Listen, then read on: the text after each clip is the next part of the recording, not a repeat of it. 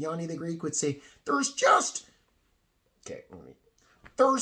too much value on the dog here. He went from minus 200 to minus 120. There's just way too much value.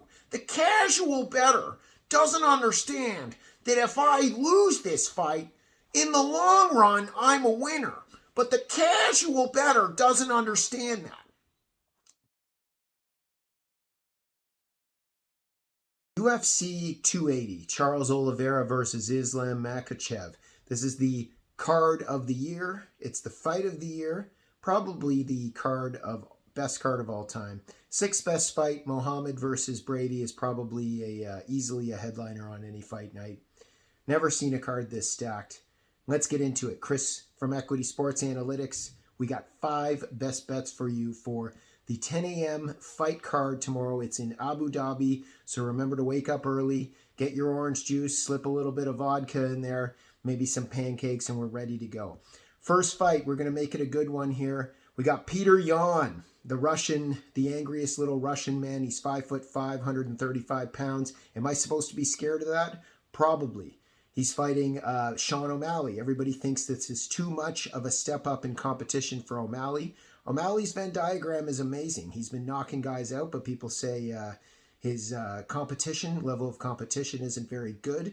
Peter Yan just knocked out Uriah Faber, 40 years old, 3 years ago. Uriah Faber at bantamweight, 40 years old. That's way, way, way too old. So Peter Yan is not necessarily, his Venn diagram isn't necessarily much better than Sean O'Malley's. This is a fairly even fight, in my opinion. 60-40 Peter Yan.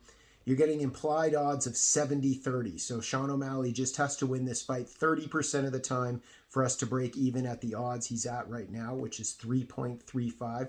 We're going to lay 1.5 units to win 3.53 units. The reason why, this fight is scheduled to go to decision 67% of the time. That's the Vegas odds I'm taking right off there. When they say how often will this fight go to decision, that's straight up. They think it's going to go to decision 2 out of 3 times. So if it's going to go to decision most of the time, O'Malley has a significant strikes per minute of 7.75. Yan has a significant strikes per minute of more than 2 less, which is 5.45. Now, you say, Peter Yan is going to wrestle. That's why he's going to beat O'Malley, and he's going to win the decision that way. Well, Peter Yan has 1.48 takedowns per 15 minutes. 1.48. On the most similar fighter that Peter Yan has fought, that's Corey Sandhagen, almost identical to Sean O'Malley. Peter Yan got 1 takedown over 25 minutes. So Peter Yan is not necessarily taking the least resistance path to victory. His fight IQ is questionable. He need Aljamain Sterling in the head when he was clearly down on all fours. He doesn't wrestle when he needs to wrestle, even though he's probably a better wrestler than most of the guys in the division. So we are not sold that Sean O'Malley is clearly out of his depth here. On top of that, Peter Yan mostly loses the first round. This is a 3-round fight, so if Peter Yan gets off to a bad start, he's in big trouble. So take Sean O'Malley. There's no way that you can take Peter Yan here. I know people are parlaying Peter Yan up, but the correct pick here is Sean O'Malley. There's just way too much value. As Jimmy the Greek says, the great pundit for the Contender Series betting, I guess he's the pinnacle of where we all want to be, right?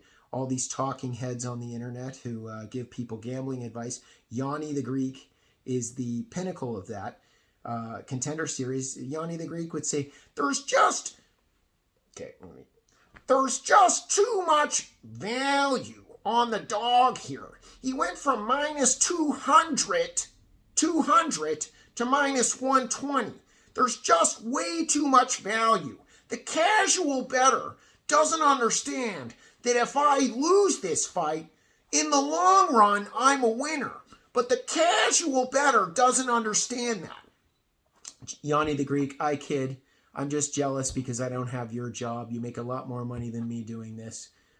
But he is a silly guy with those shiny white horse teeth and that great tan. And he's kind of that 70s wise guy that looks good giving out gambling advice. Anyway, shout out to Yanni the Greek. No, Gianni the Greek. No malice intended, but he's got a silly act there. Next fight, we got Nikita Krylov versus Volkan Ozdemir. Under 2.5 is what we're taking here. 37 fights for Nikita Krylov. 34 have ended before the fight has gone to decision. That's a 92% finish rate in all of his fights total. Ozdemir has a 71% finish rate in all of his fights total. Combined, that's 84% when you add it all up. We just need this fight to finish 60% of the time, under 2.5, and we break even and make money if it's 61%. We are laying 2.25 units to win 1.5. We think this is an easy one, no-brainer. Nikita Krylov versus Volkan Ozdemir. You can get that at 1.66 at Bet365 if you're not banned there yet. Next fight, we got Beneil Dariush versus Mateusz Gamrot. Another just random fight thrown into the main card here that easily would be the headliner of a fight night. Also a co-main event on most pay-per-views. We are getting fight does not go to decision, 2.30. We are laying 1.5 units to win 1.95. Again, we're just getting too much value here. We got implied odds of 43%, which means this fight just needs to finish inside the distance 43% of the time for us to break even on this fight. Between the two of them, they have a 63% total finish rate. So that's a difference of 20%. We're getting a ton of positive EV. So take Gamrot versus Dariush. Fight does not go to decision. 2.3. We're laying 1.5 units to win 1.95. Next play, our parlay of the week. We have Carol Hossa, and we are combining her. She's fighting Lena Landsberg. We're taking Carol Hossa and parlaying her up with the fight does not go to decision prop between Oliveira and Makhachev. You're going to get 1.62 odds there. We are laying 2.42 units to win 1.5 units on this parlay. We think that parlay of the week is going to hit pretty easily. Last fight, of course, we can have no breakdown of UFC 280 without Charles Oliveira, Islam Makhachev. What do we think about this? Just like the Francis Ngannou fight against Cyril Gane, there's no way in the world you can't tell me that Charles Oliveira can be an underdog to anyone ever in the UFC. Okay, Francis Ngannou was a 2-1 underdog against Gane. There's no way. We had to take Ngannou. It's not possible. Ngannou's 50-50 no matter what against anyone. So is Charles Oliveira. We are laying 1.5 units to win 2.43. You can get Charles Oliveira at 2.60 plus at a lot of the sports books right now. Charles Oliveira is the most dangerous fighter in the UFC. Of course, Islam Makhachev can win this fight. He's the favorite, and he should be favored to win. But Charles Oliveira is just way too dangerous to be getting an extra 60% gross up on your money here. Let's see here. Charles Oliveira, 38 of his 42 fights have finished inside the distance. We have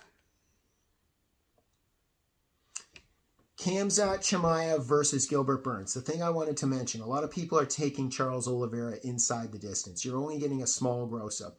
So, for example, on Pinnacle, you're getting 2.85 for Charles Oliveira inside the distance, and you're getting about 2.65 for Charles Oliveira straight up.